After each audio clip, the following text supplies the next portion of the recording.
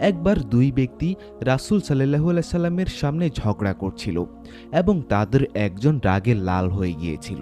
তখন রাসূল সাল্লাল্লাহু আলাইহি সাল্লাম বললেন, আমি এমন একটি দোয়া জানি যা পাঠ করলে তার রাগ দূর হয়ে যাবে। দোয়াটি হলো আউযুবিল্লাহি মিনাশ শাইতানির রাজিম, অর্থ আমি বিতাড়িত শয়তান থেকে আল্লাহর কাছে আশ্রয় চাচ্ছি। সহিহ বুখারী। এটি কেবল একটি বাক্য নয়, এটি একটি ঢাল। আপনি যখন মনে প্রাণে আল্লাহর আশ্রয় চাইবেন তখন শয়তান আপনার থেকে দূরে সরে যাবে। 2. চুপ থাকা।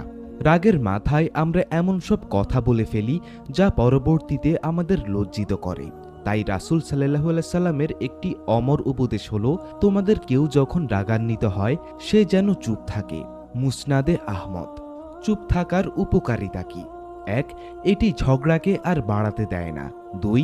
আপনি অন্যকে আঘাত করা থেকে বিরত থাকেন।